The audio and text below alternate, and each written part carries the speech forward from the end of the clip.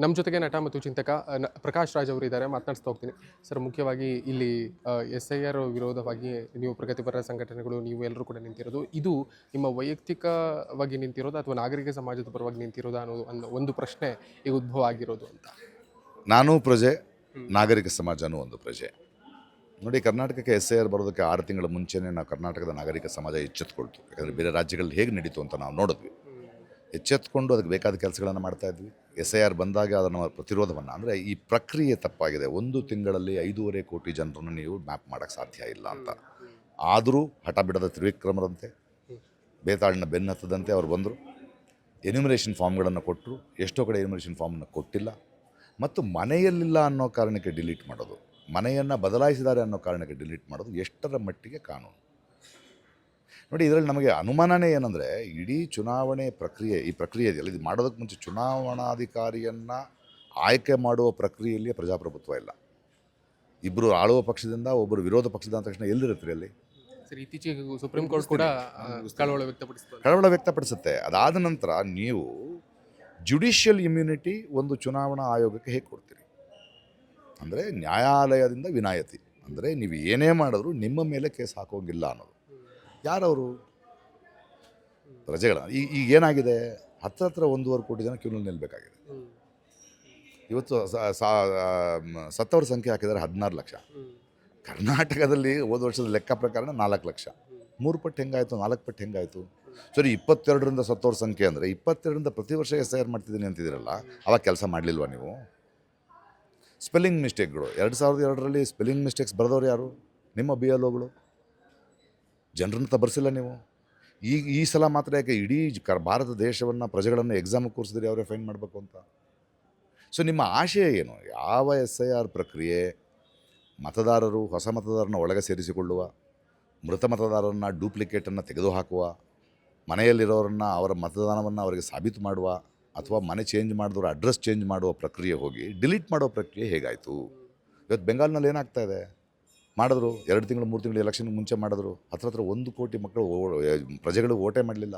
Even Bihar ಓಟೆ ಬೆಂಗಾಲ್ ಹೇಳ್ತಾ ಇದ್ದೀನಿ. ನಾನು ಹೇಳ್ತೀನಿ. I am very clear with what I am saying. Bengal ಒಂದು ಎಕ್ಸಾಂಪಲ್ ಕೊಡಬೇಕಲ್ಲ ನಿಮಗೆ. ಅದರಲ್ಲಿ 1 ಕೋಟಿ ತೆಗೆದ್ರಿ, ಅವರು ಓಟ್ ಮಾಡಲಿಲ್ಲ. ಓಟ್ ಮಾಡದೇ ಒಂದು ಸರ್ಕಾರ ಚುನಾವಣೆ ಆಯಿತು. ಅದಾದ ನಂತರ 65 ಲಕ್ಷ ಅಂದರೆ 57 ಲಕ್ಷ ಇನ್ನೊಂದು ಆದರೆ, ಅದರಲ್ಲಿ 27 ಲಕ್ಷ ಜನ ಕೋರ್ಟ್ಗೆ ಹೋದರು. ಆ 27 ಲಕ್ಷ ಜನ ಕೋರ್ಟ್ನಲ್ಲಿ 30,000 ಜನರು ಟ್ರಯಲ್ ನಡೆದಿದೆ.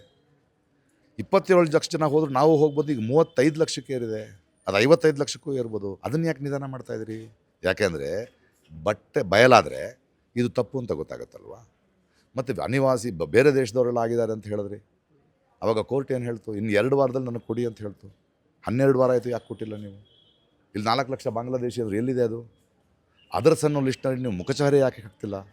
ಅಂದರೆ ಈ ಒಂದು ಪ್ರಕ್ರಿಯೆ ಹಿಂದಿನ ಹಿನ್ನೆಲೆ ಸರಿಯಿಲ್ಲ, ಮತ್ತು ಸಂವಿಧಾನಿಕವಾಗಿ, ಪ್ರಜಾಸತ್ತಾತ್ಮಕವಾಗಿ ಇದು ಪ್ರಕ್ರಿಯೆ ತಪ್ಪು. ಸೊ ನಮ್ಮ ಈ ನಾಗರಿಕ ಸಮಾಜ, ಕರ್ನಾಟಕದ ಸಮಾಜ ಇದನ್ನು ಒಪ್ಕೊಳ್ಳೋಕ್ಕೆ ರೆಡಿ ಇಲ್ಲ. ನಾವು ಇವತ್ತಿನ ನಮ್ಮ ಸರ್ಕಾರ ಏನಿದೆ, ಅದು ಪ್ರಜೆಯ ಪ್ರತಿನಿಧಿಗಳು. ಅವರು ಬಂದು ಪ್ರಜೆಗಳ ಜೊತೆ ನಿಂತ್ಕೊಂಡು ನಮ್ಮ ಸಮಸ್ಯೆಯನ್ನು ಎಲೆಕ್ಷನ್ ಕಮಿಷನ್ ಆಫ್ ಇಂಡಿಯಾ ಮತ್ತು ಕೋರ್ಟ್ಗೆ ಹೋಗಬೇಕು. ನಾವು ಹೋಗ್ತೀವಿ. ಸೆಪ್ಟೆಂಬರ್ 1ನೇ ತಾರೀಕು ಸಂತ್ರಸ್ತರು ಏನಿದ್ದಾರೆ, ನಾವು ಒಂದು ಕಡೆ ಸೇರ್ತೀವಿ. ನಾವು ಎಲೆಕ್ಷನ್ ಕಮಿಷನ್ ಚಲೋ ಹೋಗ್ತೀವಿ, ಕೋರ್ಟ್ಗೂ ಹೋಗ್ತೀವಿ. ಸರ್, ಮುಖ್ಯವಾಗಿ ಚುನಾವಣಾ ಆಯೋಗ ಕಾಲಕ್ಕೆ ಇಂಟೆನ್ಸಿವ್ ರಿವಿಷನ್ ಅನ್ನು ಮಾಡ್ಕೊಂಡು ಬರ್ತಾ ಇತ್ತು. ಇದು ಮೊಟ್ಟ ಮೊದಲ ಬಾರಿಗೆ SIR ಅನ್ನೋದು ಮಾಡಿರೋದು. SIR ಅನ್ನು ಇಟ್ಸ್ ಅ ಕ್ರಿಮಿನಲ್ ಅಫೆನ್ಸ್ ಅನ್ನೋದನ್ನು ನೀವು ಹೇಳಿದ್ರಿ. ಹೌದು, ಯಾಕೆಂದರೆ ಇದಕ್ಕೆ ಮುಂಚೆ SIR ಹೇಗಾಯಿತು? 2002-3 ಆಯಿತು. 2003ರಲ್ಲಿ ಏನಾಗುತ್ತೆ, BLOಗಳು ಟೈಮ್ ತೊಗೊಂಡು ಪ್ರತಿಯೊಂದು ಮನೆಗೆ ಹೋಗಿ ಫಾರ್ಮ್ ತೊಗೊಂಡೋಗಿ ನಾವು ಫಿಲಪ್ ಮಾಡ್ತೀವಿ. ನಮ್ಮ ಹತ್ರ ಡಾಟಾ ಆಲ್ರೆಡಿ ಇದೆ. ಈ ಮನೆಯಲ್ಲಿದ್ದ ಮತದಾರರು ನೀವೇನಾ? ಇದ್ದೀರಾ, ವೆರಿ ಗುಡ್. ನಿಮ್ಮಲ್ಲಿ ಯಾರು ತೀರ್ಕೊಂಡಿದ್ದೀರಾ ಲಾಸ್ಟ್ ಟೈಮ್ ಆದವರು? ಹೌದು ಸರ್, ಹಂಗಾರೆ ಅದನ್ನು ತೆಗೆದಾಕ್ತೀವಿ. ನಿಮ್ಮಲ್ಲಿ ಹೊಸ ಮತದಾರರು ಯಾರಿದ್ದಾರೆ 18 ದಾಟಿದವರು, ಅವರನ್ನು ಸೇರಿಸ್ಕೊಳ್ತೀವಿ. ಫಾರ್ಮ್ ನಂಬರ್ 6 ಫಿಲ್ ಮಾಡಿ. ಓಹೋ, ನೀವು ಬೇರೆ ಮನೆಯಿಂದ ಇಲ್ಲಿಗೆ ಬಂದಿದ್ದೀರಾ, ನಿಮ್ಮ ಮತದಾನ ಇಲ್ಲಿತ್ತು? ಡಾಟಾ ನಮ್ಮ ಹತ್ರ ಇದೆ.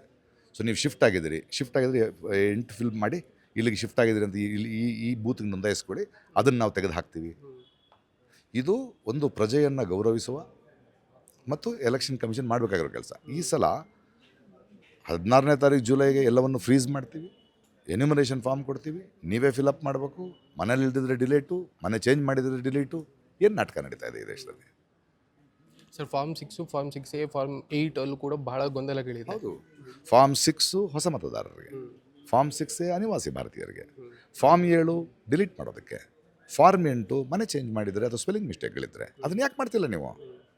ಮನೇಲಿಲ್ಲ ಅನ್ನೋ ಕಾರಣಕ್ಕೋ, ಮನೆ ಚೇಂಜ್ ಮಾಡಿದರೆ ಅನ್ನೋ ಕಾರಣಕ್ಕೋ, ಏನೋ ಅದರ್ಸ್ ಡಿಸ್ಕ್ರಿಪೆನ್ಸಿ ಅನ್ನೋ ಕಾರಣಕ್ಕೆ ಡಿಲೀಟ್ ಮಾಡಿ ಹೊಸ ಮತದಾರರಾಗಿ ಮತ್ತೆ ಡಾಕ್ಯುಮೆಂಟ್ಗಳು ತೊಗೊಂಡು ಮಾಡಬೇಕಾ?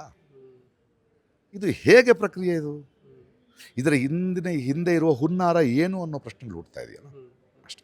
ಸರ್ ಒಂದು ಪಕ್ಷದ ಅಸ್ತಿತ್ವವನ್ನು ಉಳಿಸಿಕೊಳ್ಳುವುದಕ್ಕೆ ಈ ಒಂದು SIR ಪ್ರಕ್ರಿಯೆಯನ್ನು ಚುನಾವಣಾ ಆಯೋಗ ನಡೆಸ್ತಾ ಇದೆ ಅಂತ ಅನಿಸ್ತಾ ಇದೆಯಾ ನಿಮಗೆ? ಆ ಎಲ್ಲ ಅನುಮಾನಗಳು ಬರೋಕ್ಕೆ ಶುರುವಾಗಿದೆಯಲ್ಲ. ಯಾಕೆ ಬಡವರು, ಯಾಕೆ ಒಂದು ಕಡೆಯಿಂದ ವಲಸೆ ಹೋಗೋರು, ಯಾಕೆ ಆದಿವಾಸಿಗಳು, ಯಾಕೆ ಕೆಳವರ್ಗದ ಜನ ಡಿಲೀಟ್ ಆಗ್ತಾ ಇದ್ದಾರೆ ಈ ಪ್ರಾಸೆಸ್ಗಳಲ್ಲಿ?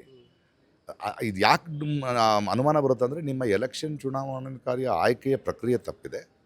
ಅವನಿಗೆ ನೀವು ಜುಡಿಷಿಯಲ್ ಇಮ್ಯುನಿಟಿಯನ್ನು ಕೊಟ್ಟಿದ್ದೀರಿ, ಅದಾದ್ಮೇಲೆ 1 ತಿಂಗಳಲ್ಲಿ ಮಾಡ್ತಾ ಇದ್ದೀರಿ. ಸರ್ ಈಗ ಚಲೋವನ್ನು ಈಗ ಕಮಿಷನ್ಗೆ ಚಲೋ ಮಾಡೋದಕ್ಕೆ ಇಲ್ಲಿ ರಾಜ್ಯ ಮಟ್ಟದಲ್ಲಿ ಈಗ ಘೋಷಣೆ ಮಾಡಿದ್ದೀರಿ. ದೇಶವ್ಯಾಪಿ ಯಾವ ರೀತಿಯಾಗಿ ಕಾರ್ಯಯೋಜನೆಗಳನ್ನು ರೂಪಿಸ್ಕೊಂಡಿದ್ದೀರಿ ಅಂತ? ನಿಧಾನವಾಗಿ ನಿಮಗೆ ಹೇಳ್ತೀವಿ, ಆಂದೋಲನಗಳು ಹೀಗೆ ಶುರುವಾಗೋದು. Thank you so much. ಇದಿಷ್ಟು ಪ್ರಕಾಶ್ ರಾಜ್ ಅವರ ಮಾತುಗಳು. ಕ್ಯಾಮರಾ ಪರ್ಸನ್ ನವೀನ್ ಲಂಕೆ ಜೊತೆ ಶ್ರೀರಾಜ್ ಹುಕ್ವಾಡಿ, ಬೆಂಗಳೂರು.